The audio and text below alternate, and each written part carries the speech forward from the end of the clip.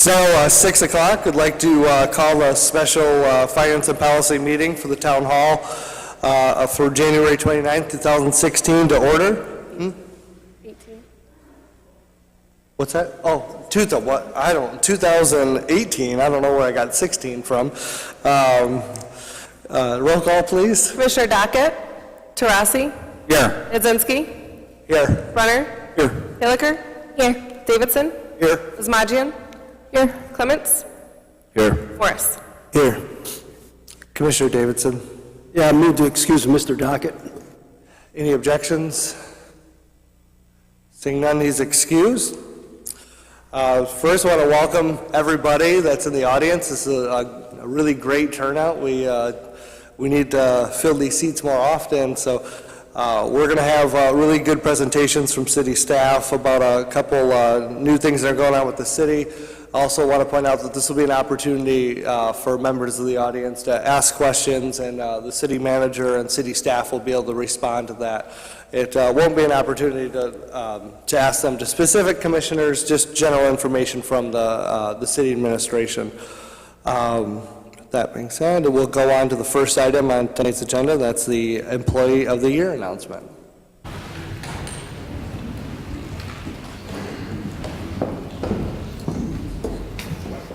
Just to give you a brief background, is it on? Thank you. Just going to give you a real brief background real quick how this Employee of the Month is nominated, how chosen, and then how we go about selecting the Employee of the Year. Can you step forward to the mic? Better? Yeah. Sorry. Better? Yeah. Okay. The City of Bay City created an Employee of the Month program to recognize efforts of employees who perform their duties with an outstanding level of service. Recipients are selected, but not limited to, those employees who have completed a minimum of 1 year of service. Employees can receive the Employee of the Month recognition multiple times throughout the year. These employees must demonstrate initiative, high quality of work, ability to work as a team member, leadership qualities, and a positive attitude in the workplace. Information on the nominees will be solicited from the nomination form, the nominator, the committee's knowledge of nominee, human resource knowledge on performance issues, and the nominee's immediate supervisor and director. Forms and criteria for the Employee of the Month program are posted on the city's intranet, which can be accessed by all employees. Nominations are accepted at any time, and forms are submitted to the Human Resources Department and must be signed by the nominator. The Employee of the Month Committee, which is appointed by myself, meets on a monthly basis to review all the nominations and make a selection for the following month's Employee of the Month. Each Employee of the Month receives a letter from the mayor announcing the Employee of the Month, an additional 8 hours of administrative leave, certificate of recognition, special parking space at each city location, featured in the Human Resources newsletter, and lunch with the city manager. This year, in recognition of his hard work and dedication to the city, it is my pleasure to introduce the Bay City Employee of the Year for Outstanding Services, Water and Meter Distributions Employee, Kevin Wagner. Kevin was nominated by Bob Dean, our now DPW Director, in recognition of his hard work after receiving numerous calls regarding the excellent level of customer service that Kevin provides continuously through our residents throughout the year. Thank you, Kevin, and congratulations.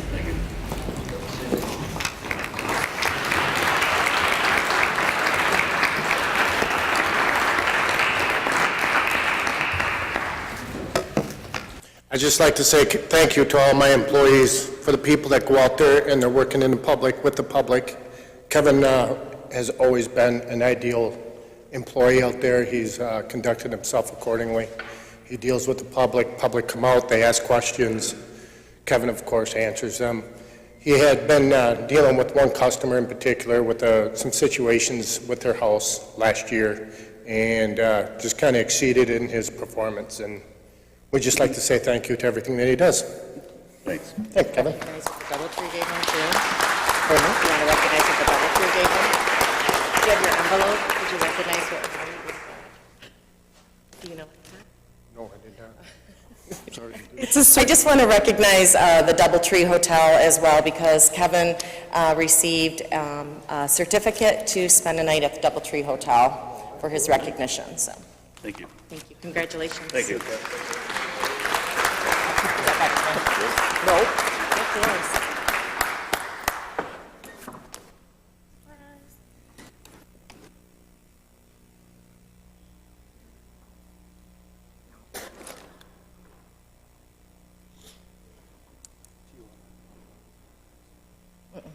The next one I do.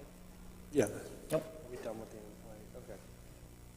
So the next item on tonight's agenda is an update on the sanitation collection and recycling. This one will be presented by Tim Batsu. And did you want to talk about this first? Okay, so, go ahead, Mr. Batsu.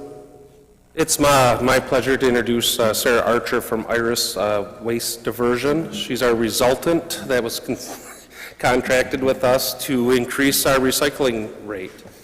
Sarah's office brings more than 50 years of experience for recycling, so Take it away. it's all yours. Thanks for having me here tonight to talk to you about our public education campaign. It's called Take Pride at Curbside. And that's because trash, recycling, it all really, you can see it, right? You can see it right out at your curbside, so we want to help everybody to do a good job of keeping their curbside clean and adhering to some of the guidelines that the city has in place. So first of all, we want to let you know that we've made it simpler for you to find information out and be informed by changing the website address, so it's not some big long numbers and all kinds of weird colons and things like that, to just baycityrecycles.org. So we'll definitely hope that you'll hit that website. We'll be making some content improvements to that. And we've also started a Facebook page, Bay City Recycles. It's really easy to find us on Facebook, so you can make sure you get that information there as well. You'll hopefully see over the next few months some changes to the website. So there's our page, again, baycityrecycles.org. And you're going to see some pretty neat little icons out there as part of the campaign. We're taking a roadside theme. And so again, just to make sure that people are aware of how their trash should be handled, we're trying to help folks to keep it to one cart. And we're going to be doing that by giving you some good tips and ideas about reuse and recycling. If you need an extra trash cart, you can do that by contacting the sanitation department. There is an additional charge per month for that cart, but you can certainly get one if you need to. Hopefully we're going to give you enough good information that you're not going to need to do that, because we really, most of what you're throwing away can be recycled or reused. If you do have extra trash because of a clean out or a move out situation, you are able to set those materials out, and just like with the extra cart, there's some additional costs involved with that, because of course it takes our crew's time and effort and also money to dispose of that material in the landfill for you. Yard waste collection is a service that the city has provided for a long time. It's a seasonal program from April through November. It is banned from Michigan landfills, so it is something that all residents are expected to participate in. To make it easier to compost, no plastic bags are accepted as yard waste. It has to be in the craft paper bags. You'll see those at your local hardware stores and retail stores. So be sure that you use those and make sure they're less than 40 pounds. Remember, we've got people out there physically handling those bags. And I like to remind people to make sure you don't fill them past that line, roll them down so the rain doesn't get in and make them all full of water, and then they'll break out at the bottom, making a bigger mess. So again, we're trying to help you keep that curb clean. We're going to talk about something that's coming to you new to give you an added service to keep that curbside clean. If you actually take your smaller twigs and branches and break them down into smaller bundles, we can take those at curbside every week for you now, rather than having just the one big pile that the chipper truck will come around and take care of. We still will have the chipper truck coming around, so don't worry about that if you have big piles. But now you can get rid of it every week with your regular yard waste collection. So here's what I get really excited about is recycling. Everyone has access to a recycling bin, so hopefully you all have one in your home. We have a new guidelines flyer that's available out at our information table. Once you get done here tonight, I'll be back there. But if you need an extra bin, just the cost of the bin itself, there's no additional fee for having extra bins. But again, if you have to have more than one, we want you to go ahead and fill that up and keep that material out of your trash cart. So there's a picture of the new recycling guidelines, and on the flip side of it, you're going to have some guidelines about all these things I mentioned here tonight. There's a few things you really don't want to see in your bin: batteries, propane tanks, plastic bags, and the styrofoam containers. Both the batteries and the propane tanks result in real safety hazards for the workers, and those bags get tangled all up in the mechanized equipment at the material processing facility, so we definitely don't want to see those. And there's really just no place for us to take that styrofoam right now on a curbside. It's a really tough product to collect at curbside, so you'll have to bring those to your special events that you have here in the city.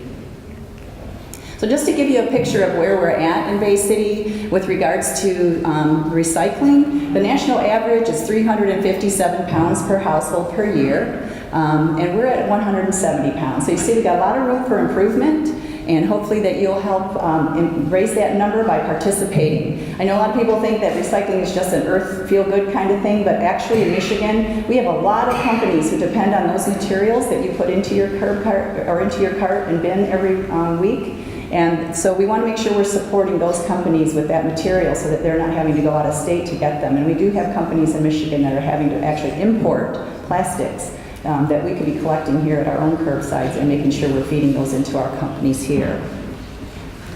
And Michigan, unfortunately, is really kind of at the bottom of the barrel when it comes to the Great Lakes State region. We're at 15%. Lowest amongst our neighboring states. So again, we're looking to increase that. Governor Snyder has made it during his tenure here as governor, made it a part of his initiative to improve that. And so hopefully, unfortunately, before he leaves office, we're not going to hit that doubling of the rate, but I think as we plug along, we'll start getting there. So again, just real quick, I want to make sure you know about our new Facebook page, Bay City Recycles, and our new website address, baycityrecycles.org. Our phone number is there, prevalent. And I also want to just remind you too that we have some recycling stickers at the back table as well. So if you want to use this on just your own container, you're welcome to do that as long as it's smaller than a 32-gallon. And the yard waste stickers as well are available back there too, since that season's going to be coming upon us. The same way, you can add that to a 32-gallon or less container. I do want to give you one other thing that's coming soon.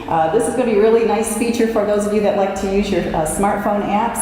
We're going to be putting together on our website, you can access it from the website and also from your smartphone. It's the Redirectory app. That's kind of a name we're tossing around. This is just not what you'll see on the website. But when you get to the website, you'll be able to actually type in a product, and it will tell you how to handle it. So it'll tell you to take it back to the store for like grocery bags, for example, here, or to keep it out of your bin, or if it needs to go in the trash, or to take it to a household hazardous waste event. Whatever the material is, you'll be able to just type it right in there, and it'll tell you how you should handle it properly.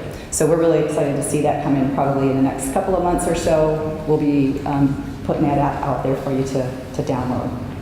We'll be back at our table after this meeting, so if you have any questions, we'll be happy to answer them there. So, thank you. Do any commissioners have questions? Well, then, thank you. Thank you.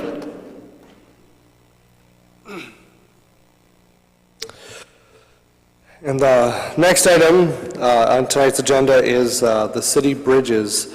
It's going to be presented by City Manager Dana Muscat and Mr. Dion. I do want to point out that last week we had a really good meeting with county folks, and we're going to have a lot more productive meetings about these bridges. So look forward to we're going to come up with a solution. But Mr. Dion's going to present on the needs of the bridges. Before Mr. Dion starts, I just wanted to mention, I know bridges have been on everybody's mind for probably the last 6 months or so, as it has been all of ours, and that's why we thought it was important to have a town hall meeting for the public to come out and give us their their public comments on what you think we should be doing, and maybe we can explain a little bit more on what we have done to get to this point. Mr. Dean is going to go over some general facts about the bridges, some of the things that are wrong with the bridges, what dollar amounts are tied to those, and a little bit about where we ended up with the P3 agreement and why we are back at this point. Commissioner Nazinski did point out that we did meet this past week with county officials, and we do have a meeting set up for February 5th at 10 a.m. at the Doubletree Hotel. We're going to meet with, city commissioners are all going to be there, the county commissioners, county executive, and there's a number of county officials here tonight, county executive sitting over here, and I can't see all the county commissioners, I'm sorry, I know I saw you all walk in. We're also going to have the president of Bay Future, who is standing in the doorway, Trevor Keys, the president of the Bay Area Chamber, who is out in the hallway, Ryan Tarrant. So we have also invited state senators, United States senators, because we think it's really important that everybody is at the table and that we find a solution as a group. And we want everybody to be comfortable with that solution. So with that, I'm going to turn that over to our DPW director, Bob Dean, and it's all yours. Thank you. Afternoon. Thank you, Dana. As you know, we're going to be discussing bridges for City of Bay City. City of Bay City owns two Biscue bridges in town, both the Liberty Bridge and the Independence Bridge. Both in need of major rehaul, needs to be updated. We're looking at different ways that we could possibly reach out and see about either repairing, replacing these two bridges in town.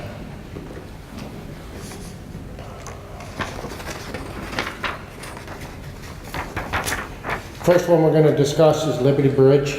Some of the facts that we have established for Liberty Bridge. It was opened in 1983 to traffic. The bridge length, which is about 2,344 feet, consisting of 22 spans. Bridge width is 76 feet, 4 lanes of traffic flow over that bridge daily. To date for a year is about 16,849 vehicles that drive over that bridge. Our AM hourly peak is 1,284. PM is about 1,487. Yearly, that bridge has about 942 openings. That's average per year, depending on what traffic is coming in and out of the river.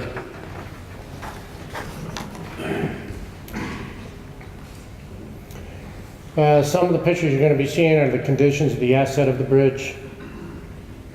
We got M-block cracking in the concrete structure, joint failure and spalling, which is cracks in the concrete. The third slide would be the sidewalk and the shoulder wearing. As you can see on that, where sidewalk pedestrians are crossing the bridge on the sidewalk. Also, you can see where the between the concrete and the grading, some of the concrete is wore off. You're starting to see the grading, some of the rebar, some of the structure below the concrete.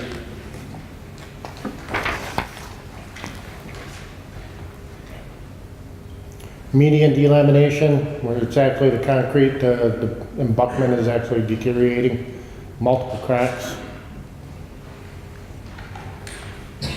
The fascia beam cracking and spalling. That's the outside where the sidewalk is, out along the handrail where everybody walks. That's the cracking in the concrete.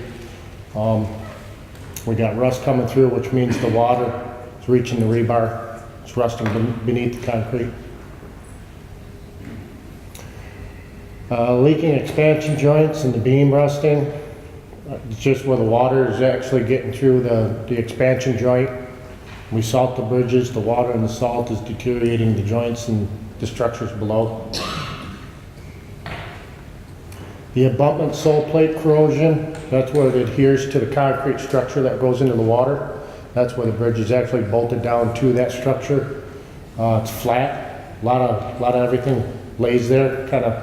We wash the bridges yearly, especially after our winter time. You'll see the crews We actually shut down the bridge periods of the spring. We go out there and we wash the beams down, we wash the structure down as best as we can with pressure washers, trying to get some of that stuff off the inside beam webs so we can try to stop or eliminate some of the corrosion, try to slow it down somewhat. Rust on steel deck pans. Those are the pans that are laid down from the spans when they pour the concrete. That supports the concrete as it is in its slurry state before it sets up to concrete, it gets hard. Capital needs for Liberty Bridge. Short term, 2018, we're looking at about $219,000 for repairs. Deck patch, bolts on cover plates, scour, removing of the timber debris, and the annual capital maintenance. I'm not going to go through every cost of it. You can see it up on the overhead. It kind of gives you an idea of what is out there and what can be cost for the short term on this bridge.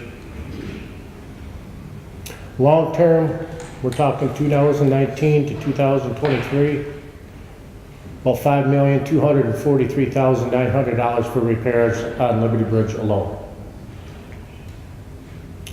We're looking at shallow concrete deck overlay, upgrade operating system, clean and coat steel beams, paint steel girders, structural steel crack repair and piers, replace light poles, replace east approach pavement, which everybody knows when you're coming from the east side to the west side of Liberty Bridge, you almost have to slow down because it puts you out of your seat. Replace bridge railing blocks, mechanical and electrical repairs, maintenance repairs. If you look on the orange block up on the overhead at the very end of each one of those I just discussed, you'll see dollar amounts allocated to each one of those. Yearly needs for Liberty Bridge, 2018 to 2023 for a yearly cost, about $910,500 for capital repairs, $115,000 for annual maintenance. Total per year for Liberty Bridge, $1,025,500. Average yearly revenue, 2018 to 2023, same year span, $419,000 total per year. This is the money that we bring in for revenue through the street department for the bridges.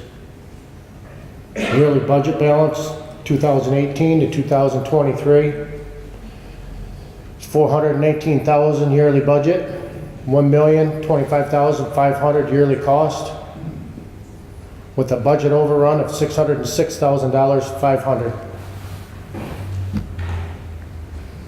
That was just at Liberty Bridge. Now we're going to go into Independence Bridge. Some of the facts. Opened to traffic in 1993. Bridge length is about 1,211 feet. That has a total of 11 spans from end to end. Bridge width is 73 feet, 4 lanes also. Total traffic, 23,780 vehicles.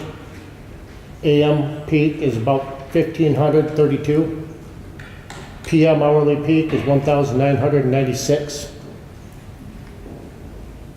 Independence Bridge opens yearly about 989 times. That bridge is closest to the mouth of the river. We have ships that come in, they drop their cargo at Workstone Dock. Sometimes that's all the farther they go. So they actually either turn around or back out of the river, going back out to the Saginaw Bay, continue on for another load. So Independence Bridge, you will see in your notes that Independence Bridge has more openings per year than Liberty Bridge. Independence Bridge, condition of the assets, center joint rebar loose, severe spalling and cracking on the side rails, girder, we're right next to where everybody walks. Cross member corrosion, these are structures that are down underneath that you can't see from up top. You literally have to get down underneath the bridge to see this. This is, the corrosion is extensive on these. Pier cracking. This is down by where the pier goes into the water, which is supporting the actual spans of the bridge. That you will have cracking. If you can see on that picture, you'll see some rust coming through. That means that the water has reached the rebar and has exposed some of the oxygen to the rebar and it's rusting. Pier spalling, exposed rebar. The spalling was so bad that the concrete actually fell off and now the rebar is actually exposed. Rusting of rockers. This is what the bridge sits on. It's actually sliding on these rockers. It does move. That's why there's an expansion joint on each side of the bridge. So when the bridge opens, closes for traffic, try to limit the movement on the bridge in between those two expansion joints. Independence Bridge needs. Short term, 2018, $1,347,920 for repairs. Some of the repairs that would be needed is replace grid deck, replace expansion joints, fill undermine areas, remove timber debris, replace north approach, patch and replace sidewalks, epoxy injection crack repair, annual maintenance. And as I stated in the yellow block, you can see some of the costs that are allocated for each one of those I just discussed. Long-term, 2019, 2023, $1,817,845 for repairs. Some of the repairs that are needed for the long-term maintenance of the bridge is barrier railing replacement, clean and coat rust, replace the expansion joints, reposition rocker bearings, patch railing and block and bolts, refurbish the brakes. As this bridge operates, it's different than Liberty Bridge. Liberty Bridge is computerized. Kind of go in there, hit a series of buttons, gates come down, traffic stops, the bridge opens up. Independence is absolutely manual. You have to hit the gates, gates come down, traffic stops. They have to go through a series of locks. Once the locks hit the switches and unlocks the bridge, there's actually paddles up there and the operator has to move the paddles to be able to pull both decks out of the hole. That's what we call it. So to open up for any river traffic. Same thing when the bridge comes down.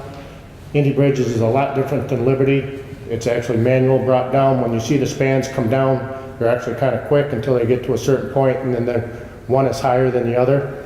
They have to stop the one side till the other side catches up and they have to feather it together. There's locking mechanisms in there that they have to mesh. So once they get to that point, they have to come down very slowly, otherwise they could do more damage to the bridge if the locks were to hit. Independence Bridge yearly needs. The average yearly cost for 2018, 2023 for Independence Bridge, $528,000 capital repairs, $115,000 annual maintenance, $643,000 total per year for Indy Bridge. The average yearly revenue, 2018 to 2023, $392,000 total per year. Yearly budget balance for 2018, 2023, $392,000 for the yearly budget, $643,000 for the yearly costs, with a budget overrun of $251,000 on Indy Bridge alone. Total bridge needs. Liberty Bridge has a $606,500 yearly overrun. Independence Bridge has a $251,000 yearly overrun. Yearly overrun total between the two city bridges is $857,500. Budget overruns come from the street funding.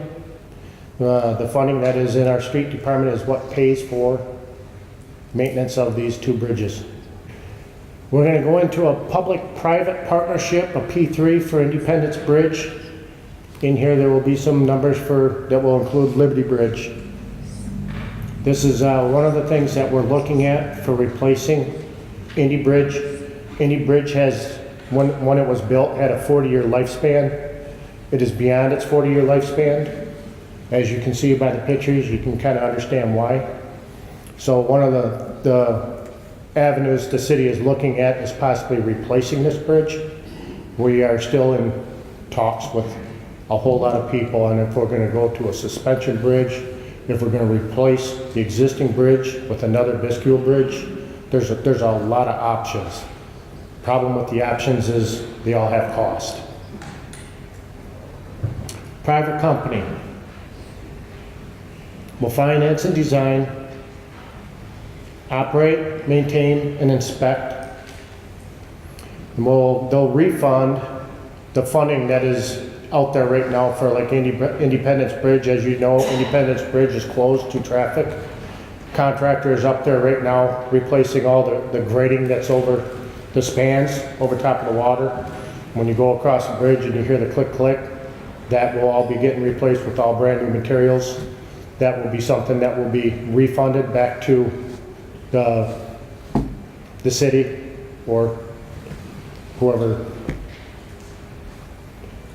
Static bridge, which is the fixed structure bridge that you're seeing on the picture, does not open. It will be open to traffic in 2.5 years. That is their timeline on building this bridge. The existing bridge will still maintain open at all times while this bridge is being constructed. So the traffic will still be able to flow across both sides, the east and west side of Bay City. Still a trunk line for coming from Wilder Road up to Trumbull to Center. So rehabilitate and upgrade the bridge. This is Liberty Bridge. Private company will design modifications, operate, maintain, finance repairs and upgrades. They'll do the inspections. Each bridge gets an inspection every other year. So every year we have an inspection company coming in town inspecting our bridge. First year it's Indy, second year is Liberty, back and forth. So every bridge is inspected. Like I stated, we fund any funding that we are receiving out there right now. Current bridge will remain. Repairs using local labor and materials. Minor closure during repairs. As I stated, that bridge will be staying, so the repairs would be during operation bridge. When the repairs are extensive enough where traffic has to be closed, that's something that we're going to have to do to be able to get in there and get the maintenance done on these bridges. They'll enhance electrical, mechanical, and structural on this bridge. As I stated in the pictures, you can take a look at in the pictures and you can see some of the problems that we're having on these bridges. They receive a lot of traffic. There's a lot of cars, there's a lot of trucks, there's a lot of people that go over these bridges. There's a lot of people that rely on these bridges for the commute back and forth. Public-private partnership, P3 tolls. City residents, first 3 years of operation will be free. Starting toll after third year of being open will be 50 cents. Annual unlimited passes available. Promotions and partnerships with local businesses. Starting toll for non-residents will be $2. Free for emergency vehicles. And if you look at the picture, there's been a number of questions asking how are we going to man the toll booths. There's not going to be anybody at the toll booths. This is going to be 100% electronic. They will be taking pictures of vehicles that don't have transponders, you know, that have paid for going across the bridge. There's a before and an after picture of vehicles so they can mail them the cost for going over our bridge. So there won't be any manpower manning toll booths. This will be 100% electronic. There'll be transponders, as you can see in the picture on the left-hand corner, there's a little transponder right next to your rearview mirror. That's something that can just basically be stuck to your front windshield. You can prepay those. Communicate with the electronic toll system. That's the part of, if you're a city resident, if you're in the area and you use these bridges on a regular basis, this is something that will be added to your car that you can actually, it will read that transponder as you come over the bridge. It may be a sticker or a small device, it's something, whatever it is that it reads. We were talking about like little fobs or something like that. There's multiple things that they can use to be able to charge you to go over the bridge. 10 cents of each toll goes to Bay City Needs, so we will be receiving a percentage of the total cost that people will be paying to go over the bridges that will be coming back to Bay City that we can reallocate for other things.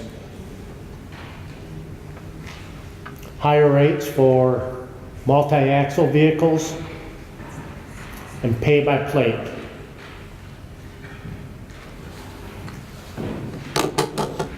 That's about all I have. And before the meeting, as you received a paper that had the agenda on it, at the bottom of that agenda, there's a space for comments. I encourage anybody to fill that card out. There's places in the back. Please put them in the box. We will be looking at these comments. This is something that, moving forward with what we're wanting to do here, we are really looking at these comments. So I encourage each and every one of you to please fill that out. At this time, I'll take any questions that I can. Do you want to do this as open or? Well, the next item is public comment, so I think that might be the easier avenue. stand up to- So then folks can come up to the microphone, then ask questions, and you'll be right there. Okay. Yes, Commissioner Davidson? Yes, if I may, through the chair to the speaker, I've got a question. Do we happen to know what is the street fund's total dollars and what those bridges, what percentage of the bridge takes those street funds dollars? The reason why I'm asking is I'm still getting complaints about our street looking so horrible. You know, are the bridges taken away from the street so we can't repair them? I'm going to reach out to a couple people I have in the audience for that answer, if I may. George?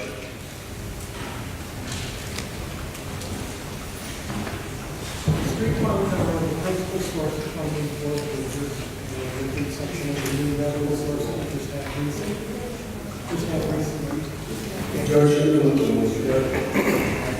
Where's that microphone at?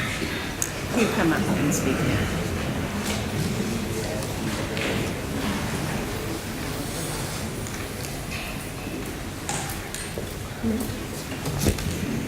The street funds are the principal source of funding for all of the bridge repairs, capital improvements, et cetera. We have started receiving some additional funds from the state for the bridges, but all in all, the bridges are a drain on the capital, or on the street funds. We spend more money on the bridges than we get from really any of the sources. So those are funds that if we weren't paying for the bridges, we would have available for other street repairs.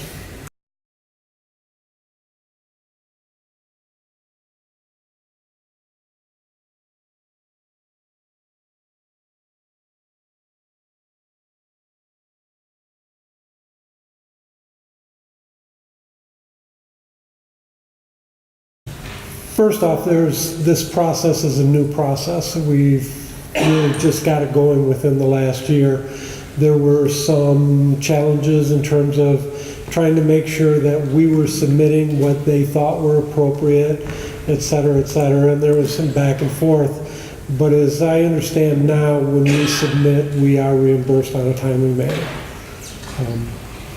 Do you happen to have a dollar figure on what we're getting, what we have received so far? I don't have the dollar amount roughly what we've received. I believe we're receiving about $70,000 to $75,000 per quarter that the bridges are open. Keep in mind, of course, that the bridges are only open for 3/4 of the year. They're closed from January 1st through March 31st. So roughly 225. Thank you, that's all I have.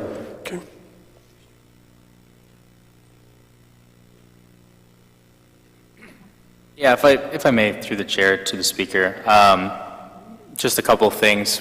One, the only option that was presented here was the tolling option. And I know that there was a meeting earlier. I know there were other options presented at that meeting, but nothing came of that we presented tonight to the general public. It doesn't really make sense to me. Is there a reason why we did that?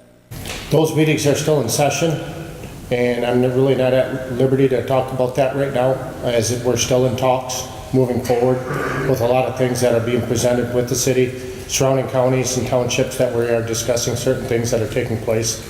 We're looking at all our options. I feel once we have something on the table that we would be presenting that to everybody, just like we are with this right now. Okay. So on to the meetings being the way that they are, and I understand, you know, you have to keep things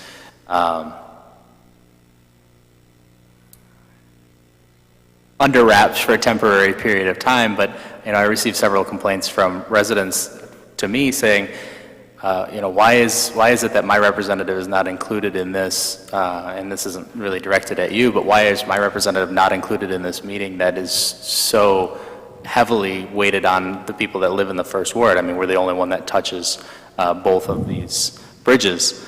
And then, you know, we're having another meeting here at 10 a.m. On the 5th.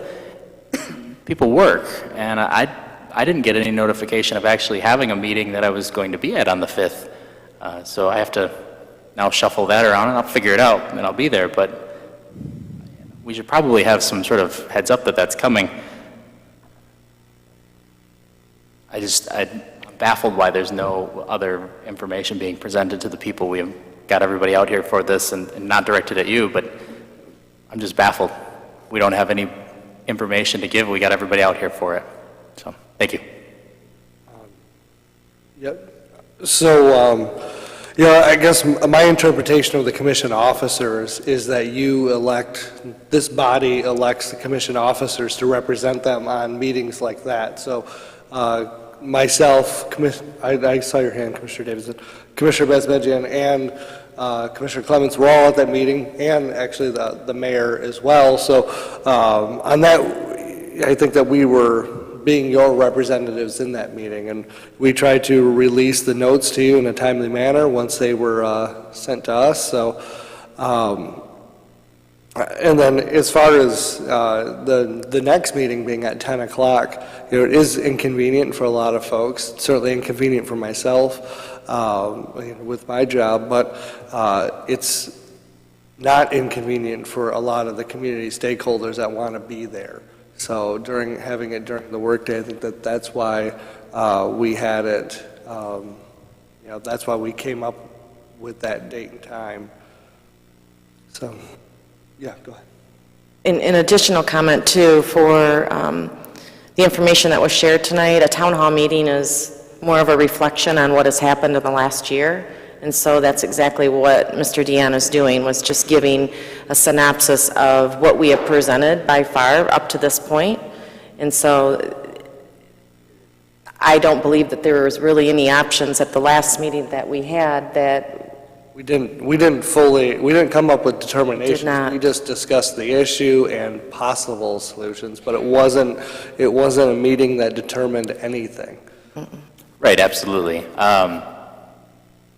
But we did say at one point prior to the presentation, you know, that we did gather people here tonight in part to talk about this specifically. So just kind of, maybe it came across the wrong way, and that's kind of, I think, the feeling that people are getting about the meeting that happened in the past and the meeting that's coming up, because I've had several people address it to me and say, hey, this seems wrong. So maybe it's just an issue of getting the information out the right way, but people are bothered by this. You all set? Yes, I'm all set. Thank you. Commissioner Bruner? I'm all set, thank you. Madam Mayor? Thank you. The meeting that was held last Monday, hang on, at 10 o'clock was an informational meeting between the county and the city. And we had met, some of us had met about 6 to 8 months ago upstairs in room 306 when this was becoming an issue of cost, what it could do to our ratepayer, the things that could happen if we had to increase any rates for the bridges, do a millage for the bridges.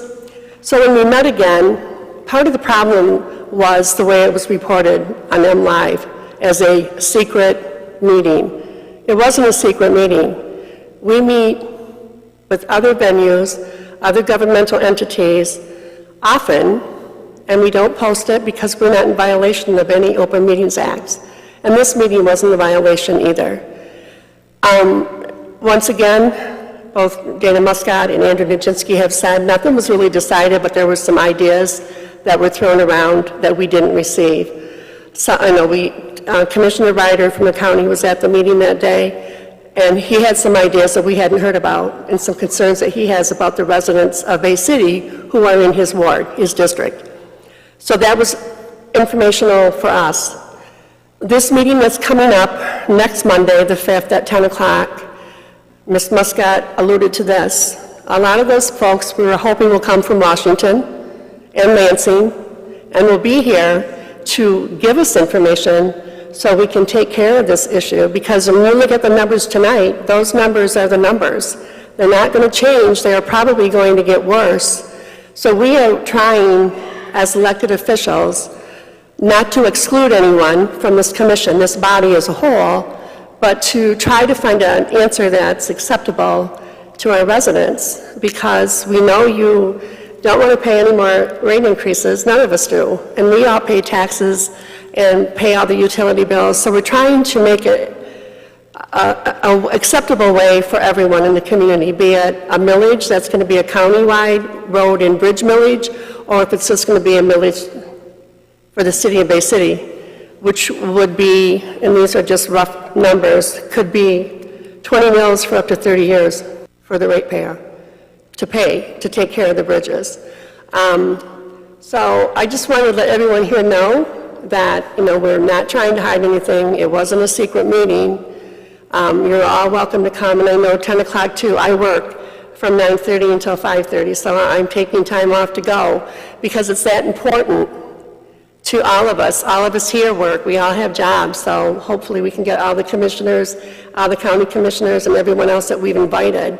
And there was actually an email that went out that invited all the county commissioners, all the city commissioners, as well as all the elected officials from the federal government on down, and some of the people who have a regional concern over these bridges. So thank you.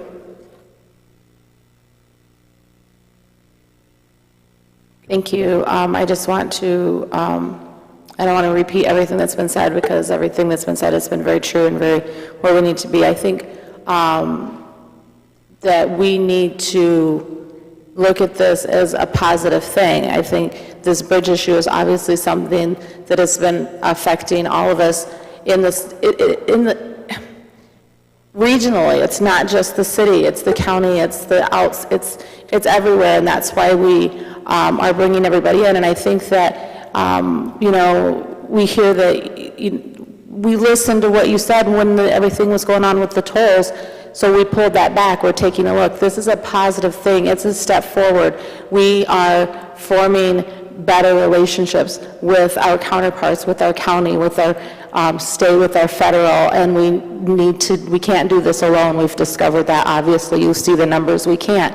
And we're reaching out, and they have, everyone's coming to the table. So this isn't negative. This isn't us being secret. This isn't us trying to keep anybody out. I would say it's completely quite the opposite.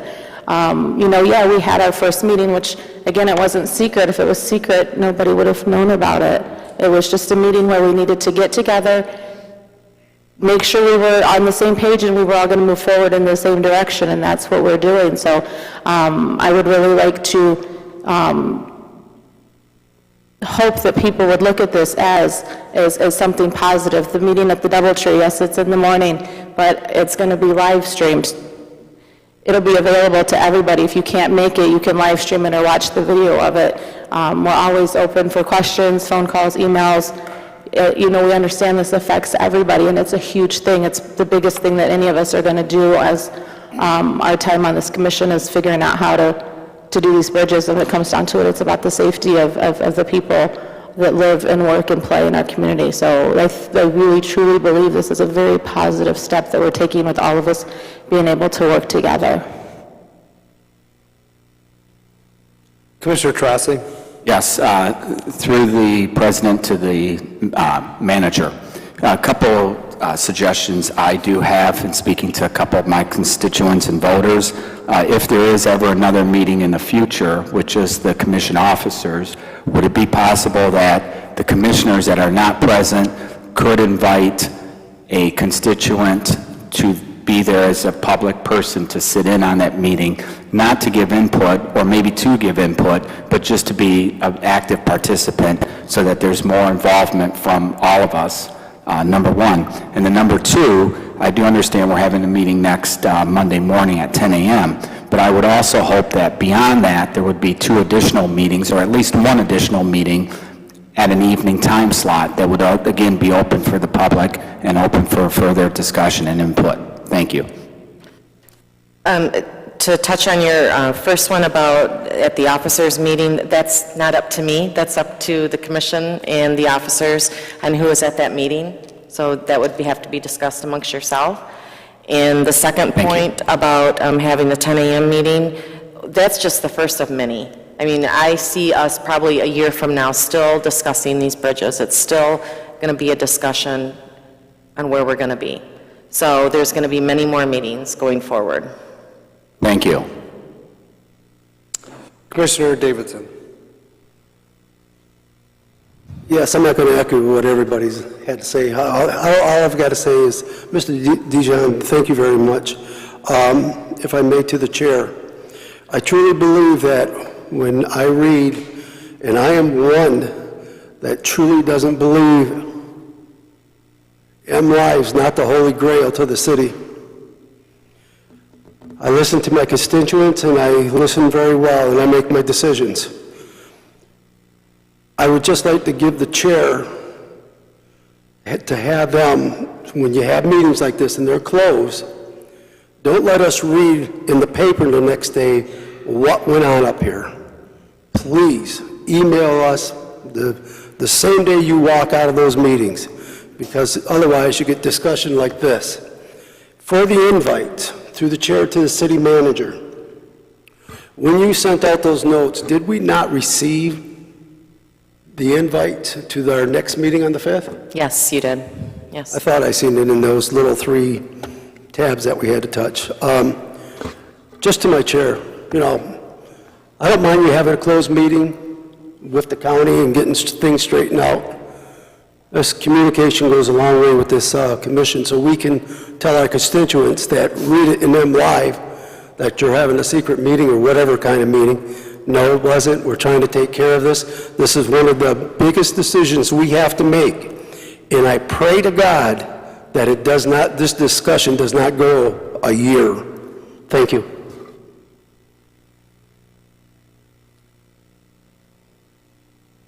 Next, thank you, Mr. Dion, for that presentation, and I'd probably stick close to the front, because I'm sure that there's... Yeah, I was going to say, Bob, you need to sit at this table.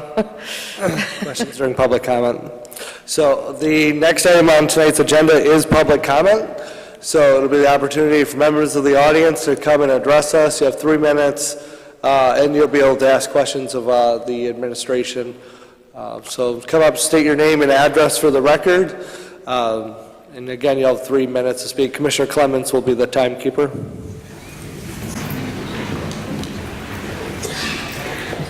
Richard Spencer, 1427 Park Avenue, Bay City, Michigan. As far as clarifying something from what I heard with my own ears on this ordeal, I don't think it was a closed private meeting. The way I see it, it was a closed meeting for those who want to privatize the bridge. That's how I seen it. I could be wrong, but we'll find that out. The next thing they need to do is put this monument of a 120 high foot bridge to sleep, as far as I'm concerned, or get us some drawings of the incline to this bridge when you have to cut through Center Avenue's historical district to make the 4% rise to the top of the bridge. Now that really ought to look good in Bay City. Come up Center Avenue and see this overpass sitting there. Now that really makes a lot of sense. Because we do have to go up. And you can't just climb the ladder 100 feet. You gotta go back. And now from some more things I heard, that the 120 feet bridge isn't gonna be allowed anyhow. They're gonna have to go 200 feet. So now we gotta go all the way back to Ridge Road, or 22nd Street, to start the incline. Now, we're really gonna have a good monument on Center Avenue.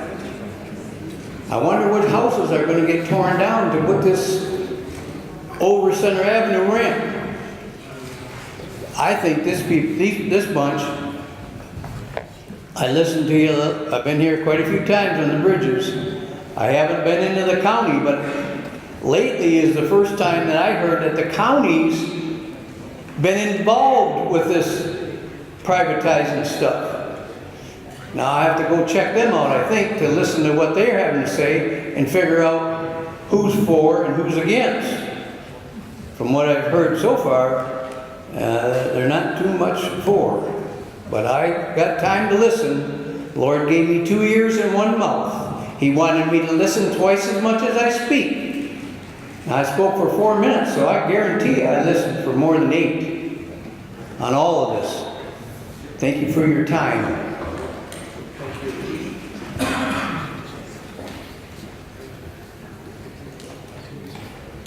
Good evening. My name is Ann Yandel. I'm at 223 Jennison Place. I might be a little off here, I'm not sure. I thought I was coming to a meeting where you could answer some questions. You can actually answer some questions. Okay, thanks. So, first of all, the bridge issue is, I don't want us to privatize bridges, but I really am here to talk about building permits. My understanding is that you're contemplating a change to the building permit situation so that the cost of a project would come into play in terms of how much somebody pays.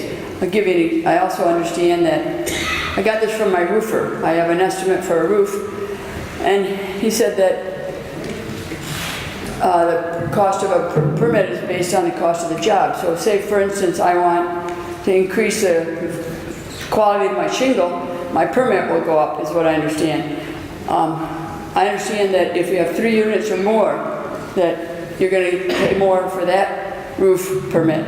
And so I'm here to say that the size of the roof shouldn't matter. The cost of the job on a roof, you're just replacing its maintenance. So could you answer that question? Because I'm about to hire a roofer and my roof will be very expensive. So if I have a 3 unit, it shouldn't cost me any more. My house is just as big as a single family right around the corner. So that's the question. In my case, I'm talking about something substantially larger than that. We just want to put a new roof. So is it going to cost me more to put a new roof?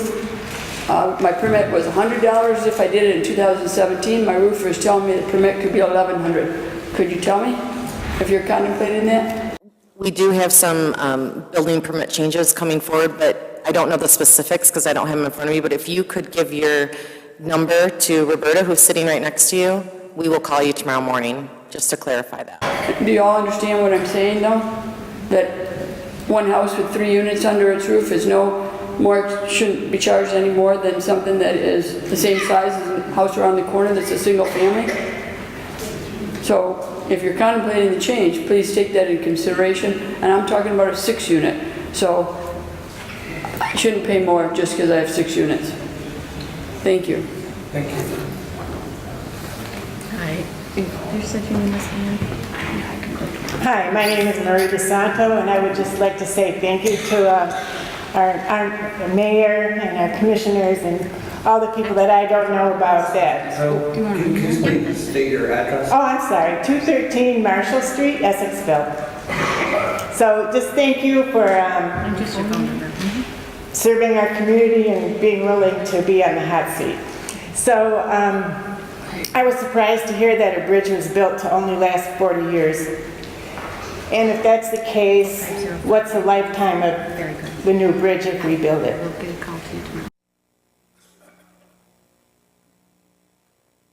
So I believe the one that was presented, the privatization one, was, what, 100 years? It was a 100-year bridge. What's that? It was a 100-year bridge if we went that route to privatizing. And that company's bridge was 100 years. Is it typical for a bridge to have a lifetime of 40 years? Does anybody actually have that? I think back then, yeah, go ahead, Bob.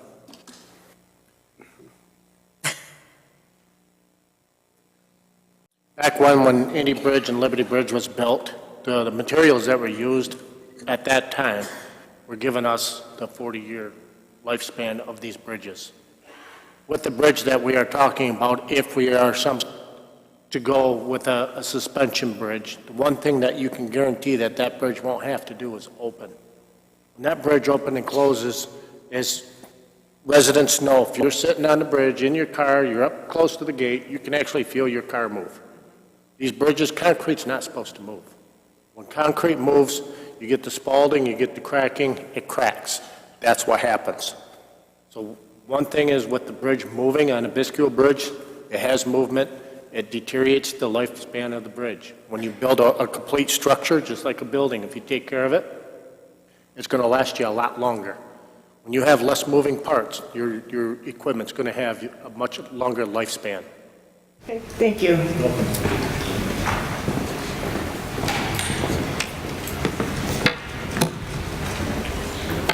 Alexander Dewitt, 1309 South Theory. On the bridges, I believe action is required. There is no doubt about it. Can kicking by the city and to some extent the county, state, and federal government over the past 30 plus years has led us to this situation. I am personally against a toll, even as a bluff, to get the state or county to intervene, especially as our county's average income per the Census Bureau for the 5-year periods between 2005 and 2009 to the last 5-year period reported 2010 to 2014 has dropped. I would be in favor of a millage though, but without a pork-loaded package that would leave more money helping the county over the city while making property tax rates even higher than my friend who lives in Texas in a house that is being taxed on $221,000. He's paying a rate of 2.88% for all operating and debt expenses for their county. A recently sold house in Bay City in the historic district sold for $220,000, is taxed at $73,000, and is being taxed at 5.88%. Our property values are lower in Bay City, so an increase over the Texas rate would make sense, but we're already over double what they are paying down there. If we have to close a bridge to save ourselves, whether it be our commerce, our tourism, our citizens, or to save our city from state action, we should think about Liberty as an option. And with the information we received this evening about the deficit on Liberty, that makes even more sense. It would be a lower impact to our area, as there are bridges nearby that are closer. And the bridge, in my recollection, has been the least reliable.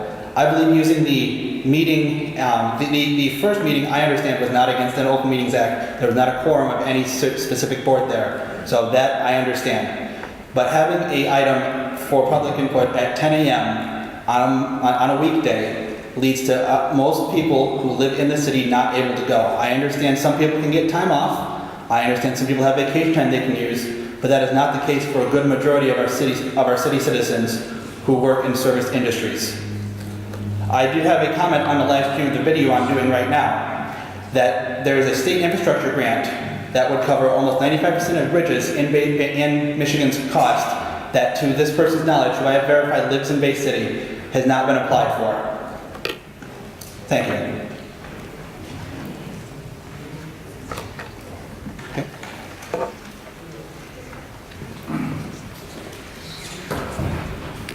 Joshua Biggs from 800 McCormick Street. Looking at the pictures, how did we get here?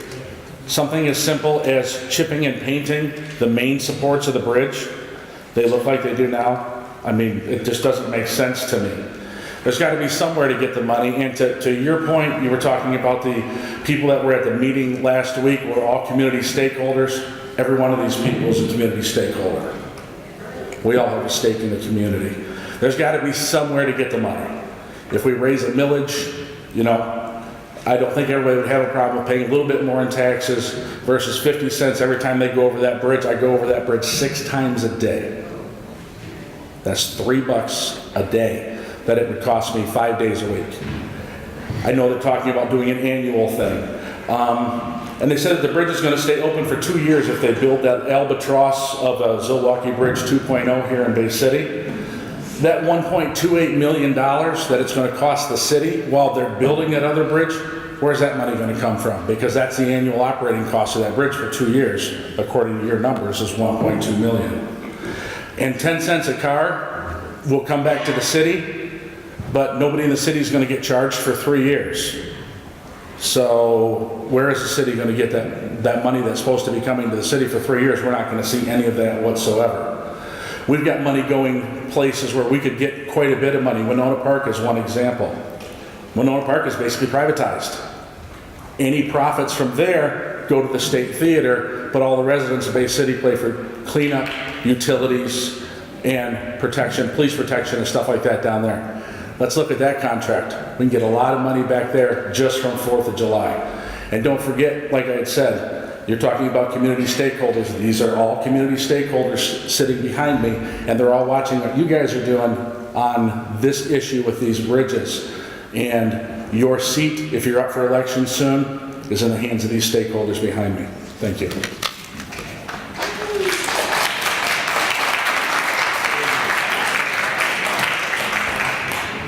My name is Lynn Stamaris. I live at 2203 Carroll Road, Bay City.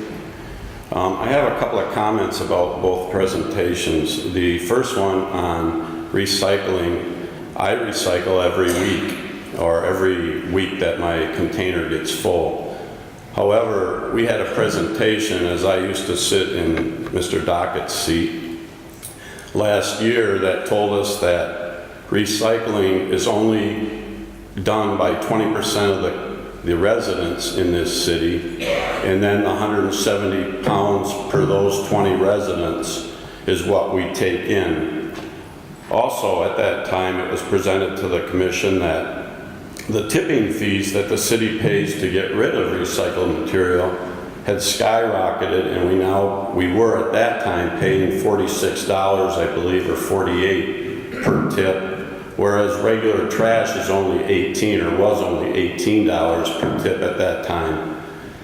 So it didn't make sense to me that we would continue a recycling program that only 20% of the people use, and it costs the city money. The more we use it, it's actually going to cost the city more money because it costs more to get rid of the recyclable material. The worldwide economy has changed. The big user of it, China, has backed off. They don't use recycled material like they used to, so therefore the prices come way down. That's why it costs more to get rid of it, because there's less demand for it. I understand how some people can feel emotionally attached to that, because like I said, I recycle religiously every week. A lot of people don't. 80% of the people in the city don't recycle. And we are way low below the national average and even below the state average in this area. So we do need to look at that. But in the current situation where money is so valuable to this community for roads and bridges, we need to be thinking about every possible avenue. Recycling is just one. Going on to the bridges, again, we had a presentation last year where it was estimated we had $9 million in repairs over the next 5 years. If I subtract the $1.5 million that we're currently doing on the Independence Bridge, that means we still have $7.5 million. So I'm just not sure the presentation tonight, if I figured right, it's like 800 and some thousand a year that were shortfall from the two bridges. That would put us at just under $5 million for 5 years. So I guess I'm not really sure if something changed or if the information changed, but it looks like we're a little bit more than half of what we were last year. Commissioner Davis. I'm going to give the speaker 2 more minutes to stay on track and finish up. Any objections? Go ahead, Mr. Samara. Thank you. So, and the other big thing is if these meetings are going to take another year, we were also told that if the bridge company that's proposing to replace the Independence Bridge didn't get approval by the beginning of this year, they could not meet the deadline that the state's put in place, because they're going to start the Lafayette Bridge in January of 2020, which is 2 years from now.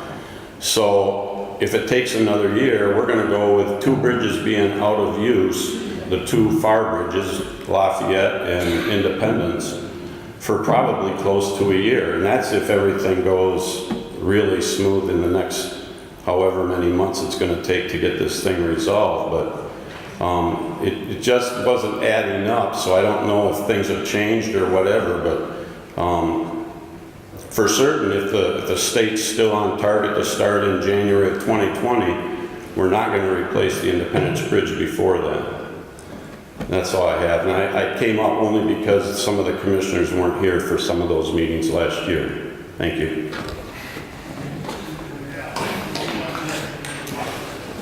My name is Ralph Wilk. I live at 219 South Farragut. A couple weeks ago, I was sitting and I had a thought. At one time, I guess I did understand that the state of Michigan wanted that independent bridge, and everybody in Bay City on the convention goes, no, we want that bridge. Well, now I understand, maybe a few years back, the city tried to get the bridge to the state. And the state goes, no, we don't want that bridge. I understand why the city wanted it. They didn't want to see Trumbull all tore up, made into a 4-lane road. Well, I know a gentleman that lived on Woodside, and they bought his house and they made that a 4-lane road. So it could still be done, 4-lane road.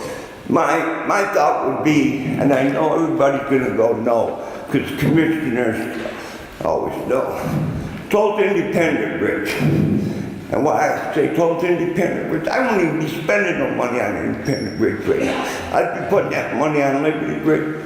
Tulsa Independent Bridge, force the state to take Independent Bridge over. Because once summertime comes, there's a lot of traffic that drives down M15, and they use that bridge in the summertime. You see a lot of boats and trailers and everything wanting to go up north. I know that they'll really be pissed if they got to go do tour, and they won't be able to go over Independent Bridge. And that'll get the state to push that, they'll start squawking about having to go here and there. They can't go over Independent Bridge. And that'll force the state to do something. That'll force them to take that bridge back. And if they don't take it back, just leave it open. Just leave the dang thing open and just have Liberty Bridge. Well, we're going to have 3 bridges in town. I think we can live with 3 bridges.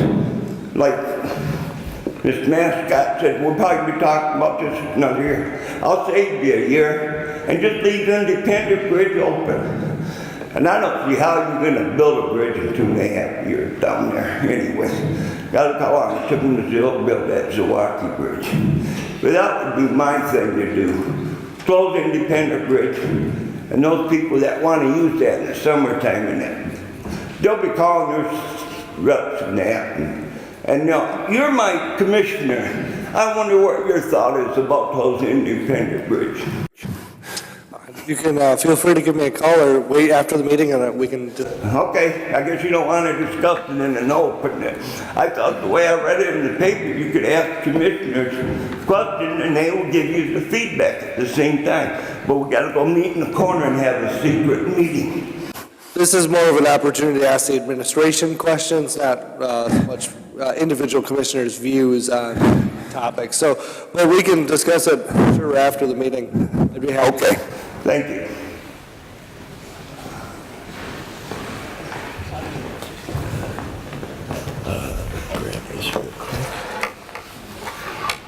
Hello, Jeff Wright, 101 Green Avenue. And first, you guys think you have it bad, just imagine if these bridges were in the historic district. Okay, somebody will laugh. Then you have what we have to deal with in getting our homes repaired. I said, just imagine what they'd have to deal with if these bridges were in the historic district. So, but one thing I would like to say from a constructive nature, I don't know about these meetings with the county, people are upset, I'm not. What is important that it is a regional issue, and Michigan has a history of cities working against suburbs, them not working together. Essexville Water is a local example of that as far as I know, they're looking at another pipeline. Detroit has no unified public transit, and this is an extreme example, but just to get you thinking out of the box, the most iconic bridge in Michigan used no tax dollars to be built or maintained, the Mackinac Bridge. It's a state authority manages that and sets tolls. So I don't know if a new bridge, and I don't want to get shot up here, if it's a solution, I don't understand why a private company has to do it. And if tolls need to be taken, I don't understand why we need a private company to do that. So I think you're taking one solution and not dividing it down. I mean, these guys came in to make money, and they got a neat idea. Whether it's good or not, I don't know, but it's a unique idea. Hey, take the idea, run with it. I mean, see if there's something like that to do. But there are many cases where independent agencies are set for infrastructure purposes. And I would just challenge you to do that. So when I moved here 15 years ago, going to work, which I drive over that bridge 4 times a day, it just immediately hit me. I came off of Trumbull and like, what in the world is this? This enormous bridge at the end of this poor residential street, it is so poorly planned. It is obviously such a patchwork of city, county, and state needs that whole bridge at Independence. So, that's the core issue. The bridge is strange. The poor people on Trumbull. The bridge should be out on Johnson. I understand why it's not, but the bridge is 2 blocks from the business district. So then nothing can be done about that. I understand. What I'm using as an example of it needs to be regional, and that bridge, you look at it now, it was not a regional solution because the state wouldn't turn Trumbull into a state highway, and et cetera, et cetera. So, just to reiterate, I just encourage you to truly try and make a regional solution to the Independence Bridge. Thank you. Thank you.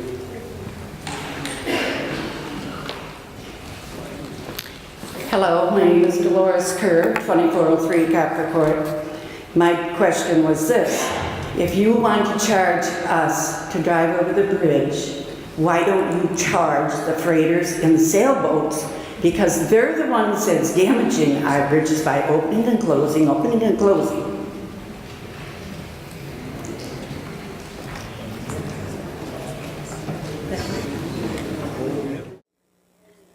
To answer your question on charging the freighters and the boats, the river was there long before anything else existed. We are not allowed to charge any water freight, period, coming through and up the river for anything. That is a free service, as the river was there before everything. That supersedes everything that's out there. The laws on the river stand for everything that's out there. We cannot charge. Perfect. Then may I just add this one comment? This city paid millions of dollars to move that stone pile out of here, out that way, so that we didn't have to open the bridges and it didn't cause all this congestion. Why don't we just tell them, take the money and move down? When that agreement was made, why wasn't the city in with that man and saying, John or whoever owns that, you have to stay on the other side of the bridge? That was wrong. That was so wrong that this city did spend all that money and it went wasted. And the Cass Avenue Bridge, I live in the south end. They took our bridge down. They promised us a bridge. It came before a commission here, and they said, yes, we will. That will eliminate all of the traffic that'll go that way on the west side of the river. We never did get that bridge. Take down the 3rd Street. Guess what? We'll learn to get along without it. That'll save you $600,000 a year. Pay somebody who has some pride in working for the city that will take care of the maintenance of it. This city should be ashamed of what our people do in this city. Our streets are terrible. You've taken our downtown away from us. We got a 3rd Street that comes from nowhere, that goes to nowhere, and you're paying all that money for what? Give it to the the Independence. Fix that bridge up. I think you should be ashamed, all of you, for what you're doing to our city. It's disgraceful. You want to go downtown? What is there downtown? Herminius. When I was a little girl growing up, I told Christopher over here, don't let nothing happen to my city. There's nothing down there. What are you going to do? Go and eat or go drink? That's all we've got. Go to the Uptown River's Edge. Nothing there. My 3 minutes up? Yeah, 9 seconds.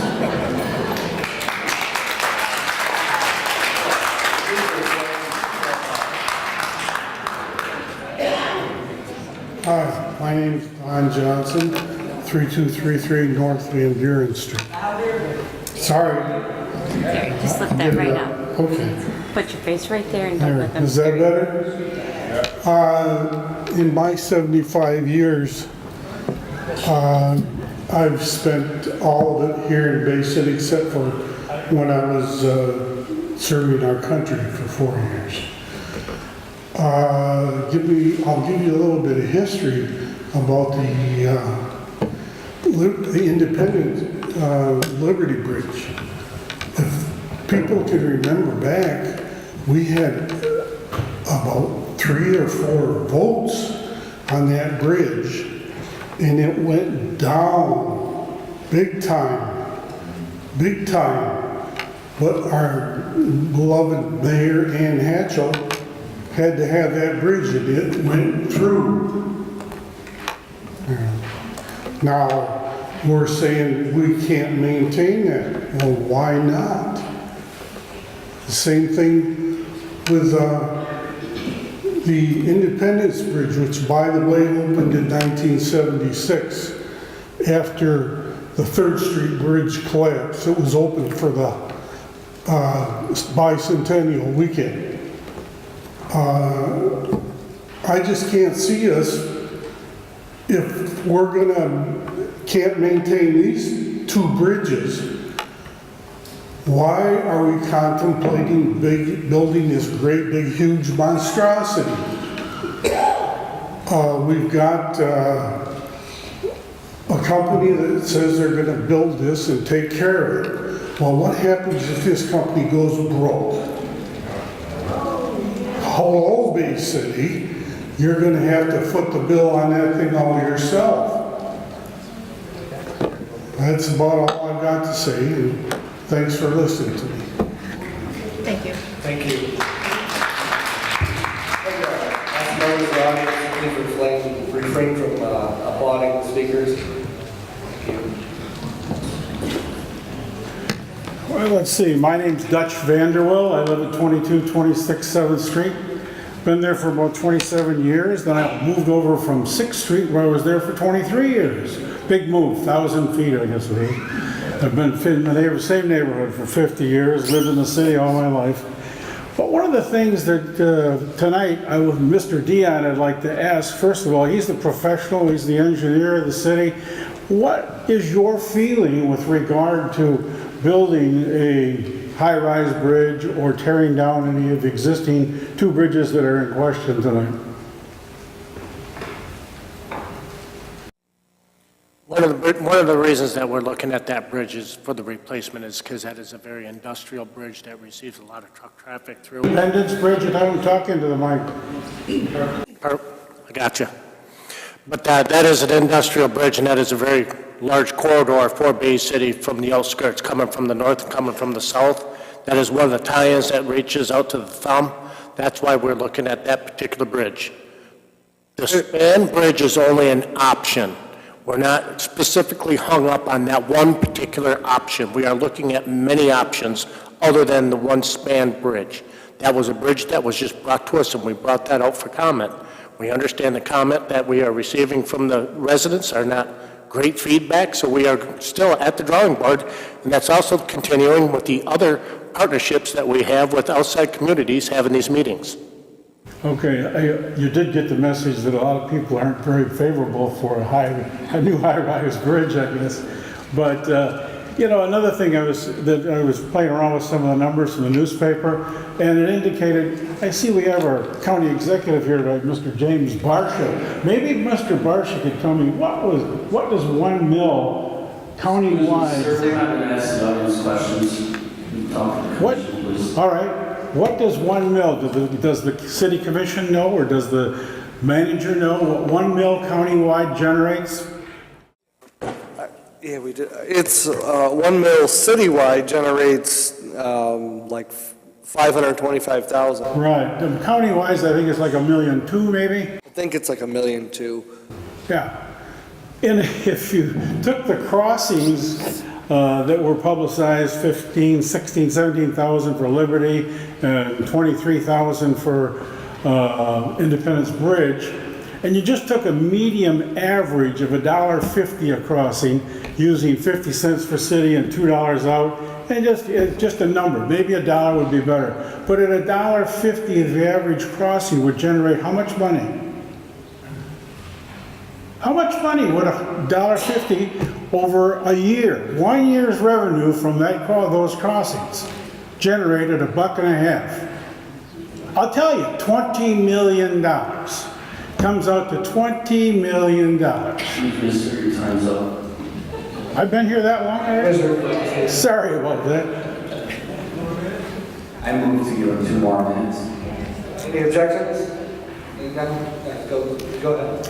Well, it's just, I haven't heard anybody talk about the cost of these things, and when I was playing with these numbers earlier this afternoon, $20 million versus $1.2 million countywide millage, if it would ever get through, and I think that it would pass if it was properly sold to the public, it would certainly, in my mind, be that $1.2 million would be able to catch up the maintenance on these bridges, a $20 million generation, or taken out of the pockets of this community of people who use the bridges, is, if you were to compare it, it would seem like there'd be a lot more support for a millage than there would for a toll bridge.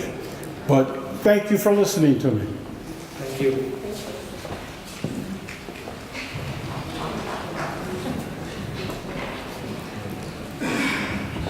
My name is Angela Day from Beaver Township, and since this is just proposed and you're a ways from getting there, I'm wondering, this medical marijuana is supposed to be some tax fall. Why don't we use some of that money towards these bridges, to upkeep the bridges? They've never told me what they're gonna do with that medical marijuana money. It's supposed to bring in something like $200,000 a year, according to newspapers. That's a lot of money. They spent that already.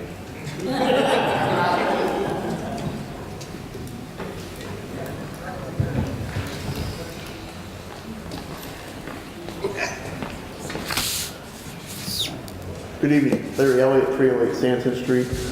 I just did some quick calculations in the back regarding just a couple ideas here. Can't hear you. I'm sorry.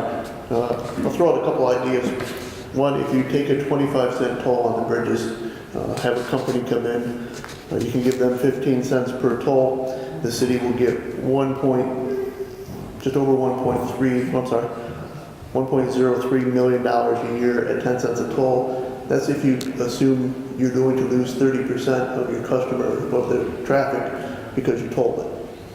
So that's taking you over roughly 40,000 vehicles a day, minus 30% of that, and then multiply that by quarter days, a little over 2.5 million per year. So you're short $857,000 a year in fixing your bridges.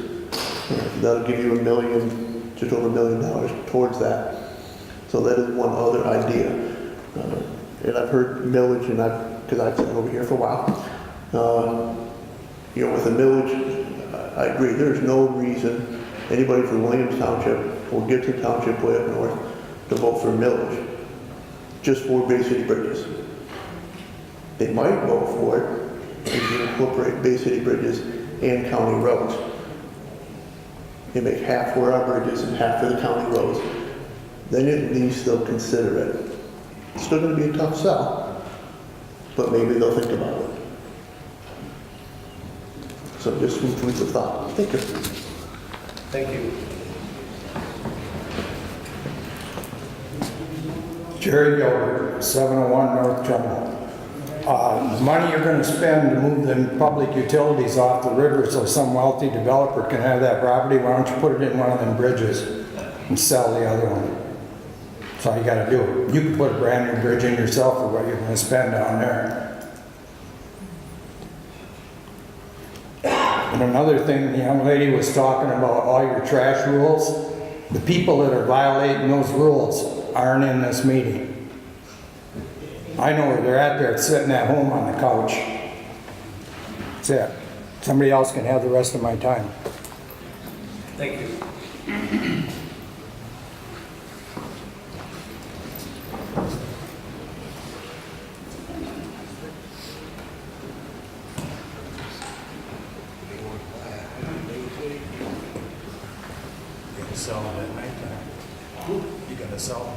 Michelle Simons, 260 Donahue Beach, Bangor Township. Proud to not live in the city of Bay City because your motto is, we're 50 years behind the times and that's the way we like it. Well, I'm tired of it. I have family that lives in Bay City and pays city taxes. Their roads are shocking. Their trash removal is disgusting. It's terrible in this city, and it's high time that things get done properly. Saginaw does not charge for their bridges, and yet they manage, and they have the same kind of traffic on the water and on the roads that we do. They're not talking about charging tolls. And by the way, if you're planning on charging a low toll for city residents and a high toll for non-city residents, you can forget about it because we'll take our money and we'll do our business outside of the city of Bay City. And by the way, I have a nearly 91-year-old mother who lives in the city, and if I can't get away to find her and check on her, I'll get a bloody rowboat and I'll go across the water that way. You've got to start thinking as a community, not just a little tiny place. You've got to think about all of your neighbors, and you must consider closing the Liberty Bridge because it is not needed inasmuch as there is the bridge downtown, and that is used a lot and of course maintained by the state.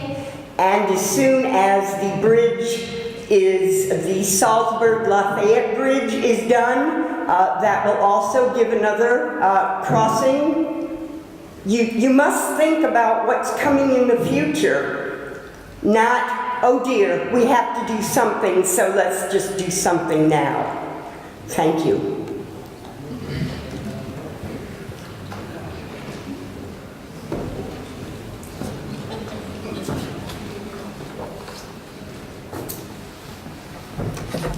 Leonard Block, 4138 Richmark Lane.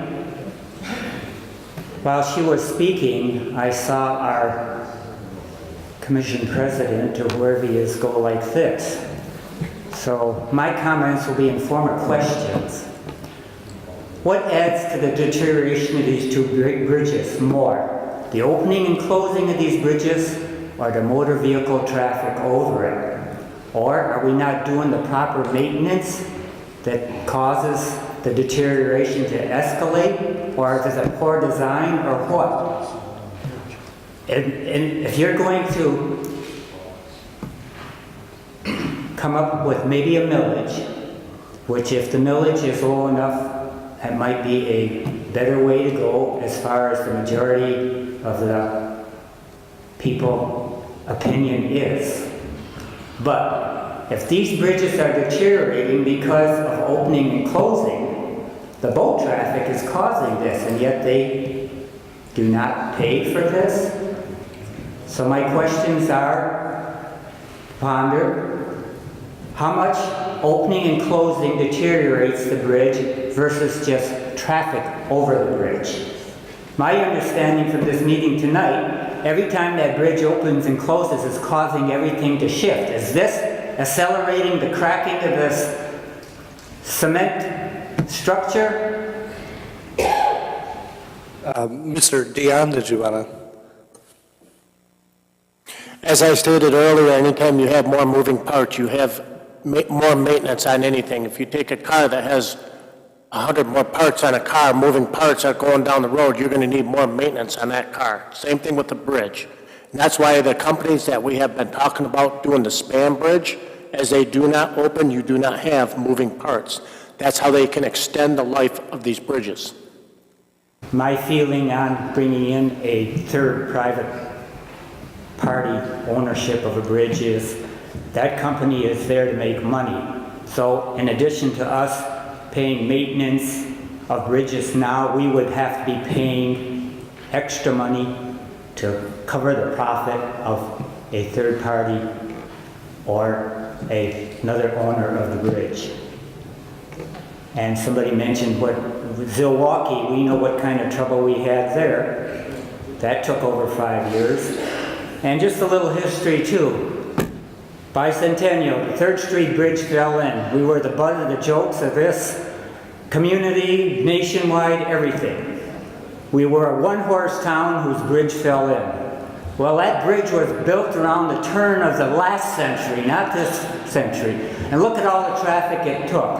When it was designed and built, there was no such thing as semi-trucks being considered to have traffic over that bridge.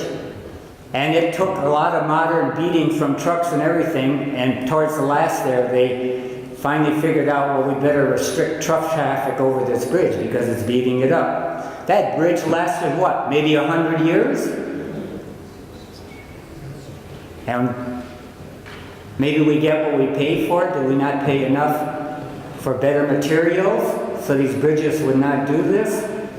But I do reiterate, these bridges disintegrating because of this or road traffic going over it.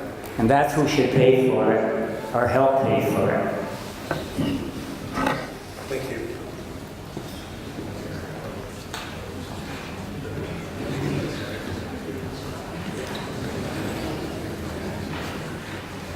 Good evening. My name's Troy Alman, 720 West Young State Road.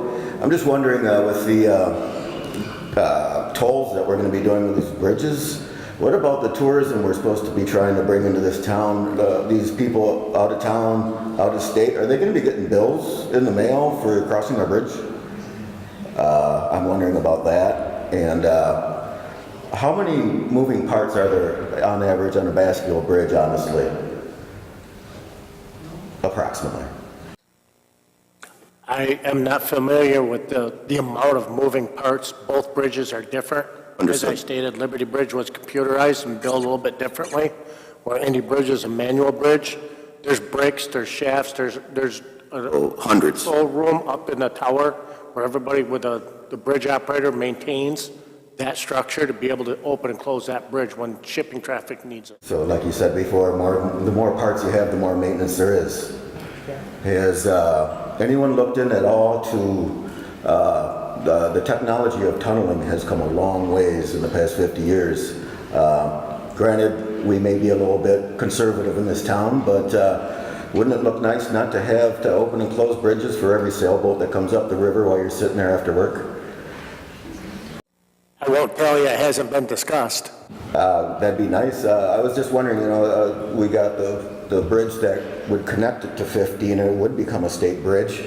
That would be south of center, like the Z2 bridge there, and the Bascule Bridge replacement. And along with the wear and tear of the bridge, salt is another factor on the degradation of bridges also.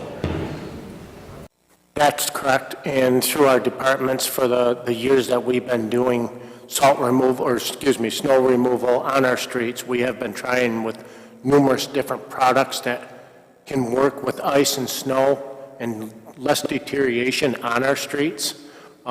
We have found a couple, but they're limited, so we've been trying to, we've talked to people in Zilwaukee, we've talked to people in the county, we try to see what everybody else uses around us. We are not narrow-minded and, are looking at the only thing that we think works. Yeah, I was wondering to ask you about the Zilwaukee Bridge. They use a different compound there, so. They use a compound on there. Correct, liquid actually. And my main thing was just about the, with the 4th of July and the River Roar and these other events we try to bring into this town, the tall ships and stuff. We get a lot of outside traffic coming into this town, and I'd be talking to some people out of state or out of town, Bay City be getting a black eye if these people are getting bills sent to their homes for $2 for crossing the bridge. That seems pretty, doesn't seem quite right if we're wanting to bring people into this town to spend their money here. So, just another idea. So, thank you. Thank you.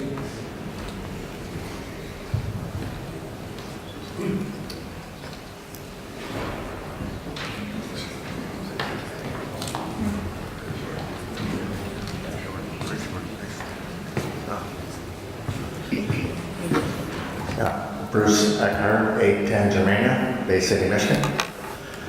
I would like to, first of all, make a statement on the trash being hauled in Bay City. I think they're doing a great job. Snow removal, they're doing a hell of a job. So this lady out there in Bangor, I don't know where she's coming from. I've been here about 3 years. I'm very impressed with what they've been doing so far on the services. But like I said, the roads aren't that good. They're plowing, they're doing the best they can. And I think they're doing a great job. By the way, she pays, her taxes are a lot cheaper than my taxes. Please talk to the commission, please. Oh, I thought the one lady was talking about, okay, sorry about that. She pays a lot less on her taxes or her utility bills or gases or her sewage or water bills compared to what I pay. That's why I moved out of the city, sir. That's right, I'm glad you said it, yet you want me to carry you want me to pay for that bridge, we be living in the city, don't you? Point of order, sir. You cannot have this cross argument. This will not solve anything, and we cannot have this. Well, that's what we'll get to. All right. Getting back to what I was saying, though, I am all for, I feel these people, you are not responsible for what's going on in these bridges. It happened way before this, you guys are up here. We got to look back at the last 8 years when we had that shovel-ready, what was it called, shovel-ready jobs. We're going to build bridges, we're going to do this highways. I can't remember who that president was. He did a great job. Regulating. We lost our houses, we lost businesses, we lost everything. Poor Bay City, no wonder they didn't have no money because we had so much regulations. They were taking the money and doing something else with it. There's this other group. Well, no wonder they all got voted out. No, I think it might be in the counties, I don't know yet. But getting back, I think we need a quick fix, especially the young ones here. I would like to see a big bridge over top. That's a nice conversation piece. And also, we got to pay tolls for a while. Have an idea where we, with the bridge company, that we can buy that bridge back later on. But we're getting so much money, 10 cents out per car. Put it back in the city to get my utility bills down, my water bills down, and nice roads, so people will start coming in here and buying homes, and business might come in here. Right now, I don't see local millage or even county millage. I don't want no part of that. And this is, you look at these other states, Illinois' bankruptcy, they're out there because they're so high tax. New York, another one. Why is New York? Oh yeah, we'll just tax the people. It's not good. You got to quit doing it. And private industry does have some good ideas. I mean, you got it. I mean, they're investing a lot of money. They've got better ideas. City, Sir, your time's up. you got, what's that? Commissioner Davidson, I'll give the gentleman 2 more minutes to finish up the standard track. Any objections? Yeah, like I'm saying is, I just think this is too much for you. If I was in your position, somehow, then nobody knew because only has 3 years. Who's this guy? I had no family, no nothing. And I was a no yielding member. I'm glad I'm not yielding now. I don't like where the money's going to the government, the wrong party, as you can see. But getting back is I would like to feel that you people have enough on your plate right now, you new ones, and have to handle this. Just let a private company that knows what they're doing, and they are bonded, they're not going to mess with you. Gee whiz, look at their track record. And let's go that way for right now. We got enough other things we got to do. Thank you.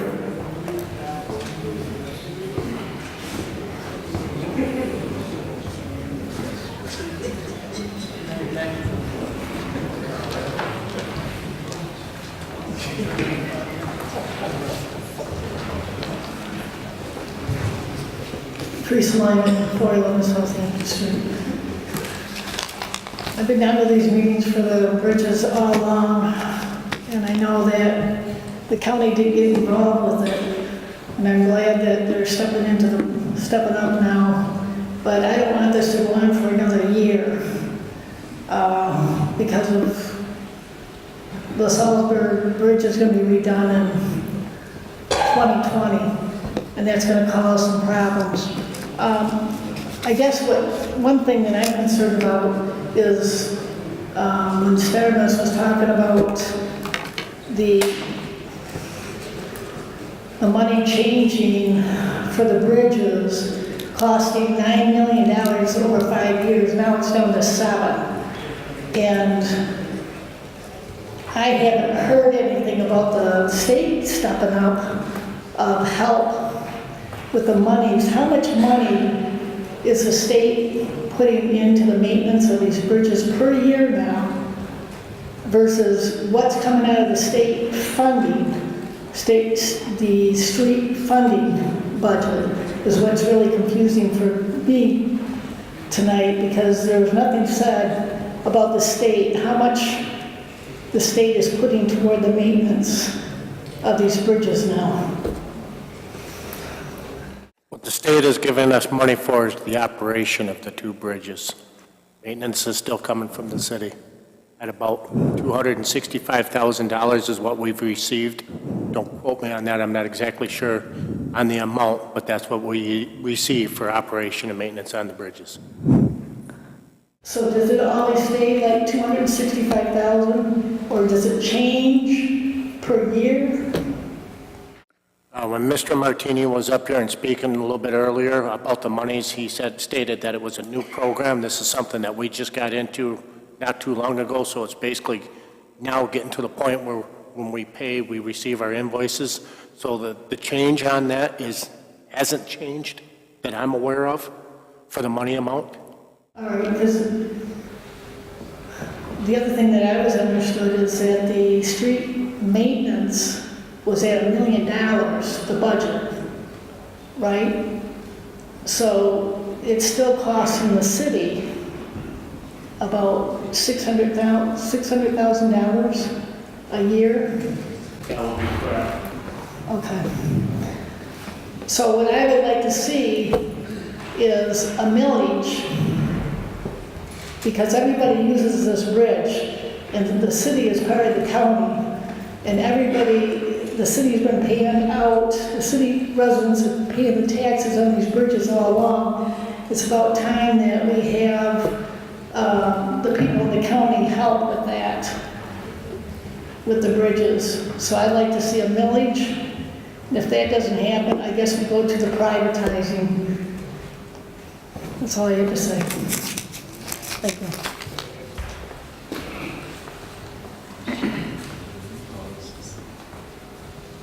Do any other members of the audience would like to come forward during public comment?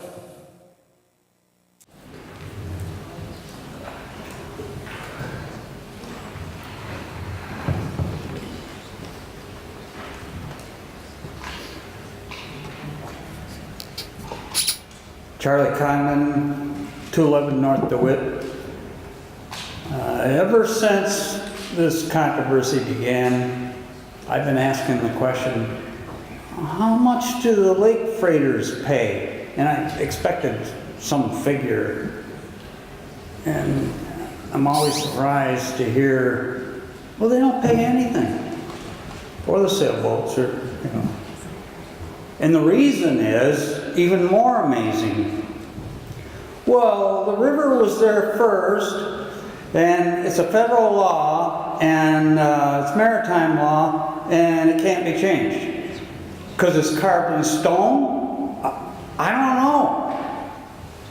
Who's in control here? We, the people, are in charge of the government. So why can't it be changed? They're the reason for the drawbridges. If we didn't have lake freighters coming in and sailboats coming in and out, did you ever notice when they sail through town, they wave and they're real happy and say, Thanks a million. It's more than $1 million. Somebody needs to look into that. I don't know who. Maybe our commission could write a letter. Donald Trump could write an executive order and sign it. It's done. Who's going to challenge it? The lake freighters are probably wondering why we haven't asked them to donate. Just donate. That can't be illegal. You know, just chip in. You know, tell us when to stop. It's to their benefit. We've got to explore that first.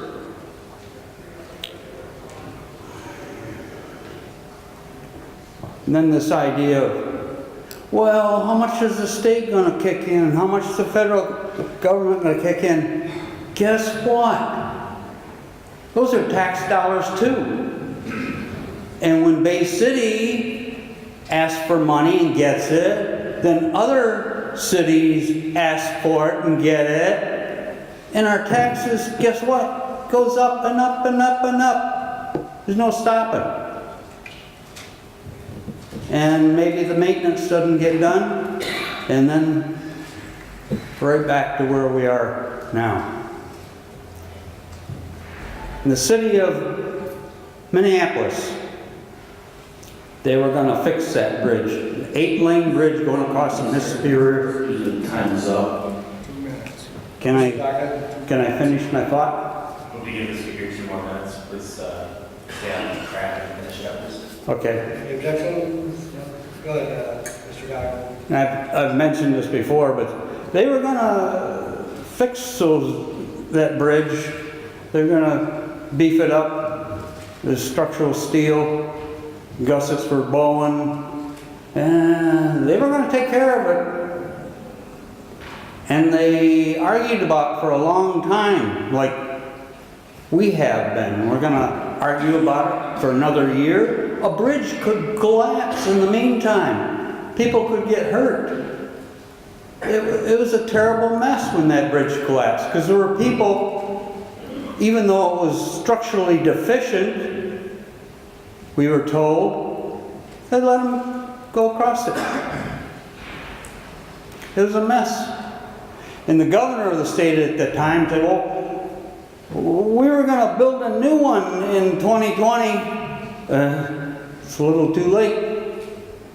So I'm in favor of hiring bridge partners that are very competent and they know what they're doing and they won't let the maintenance slip. And we won't have to worry about it, except for the bridges that are controlled by the state. Because I don't know if they're being maintained. Don't assume that just because the state took it over, they're being maintained. Go down to Flint and see what they did with the water. Thank you very much.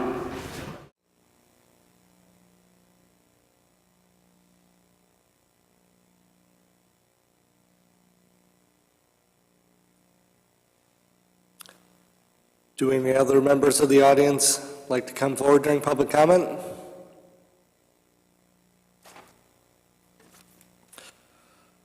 Seeing none, we'll go on to other issues or concerns. There'll be opportunity for members of the commission to bring up comments. So.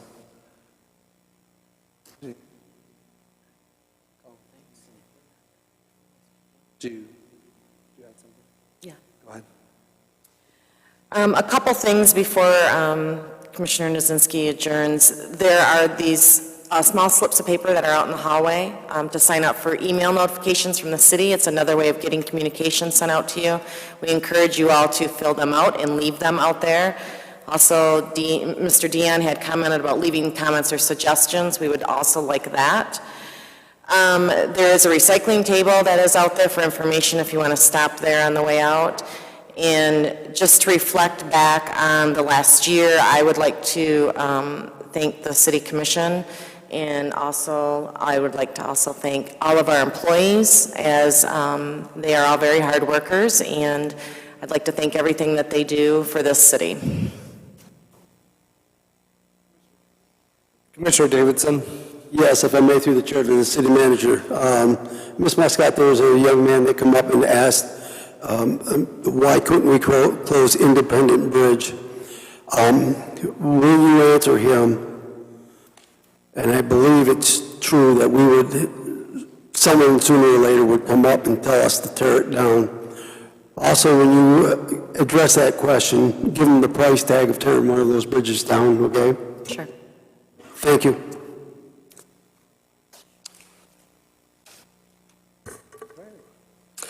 Seeing no other comments, this meeting is adjourned.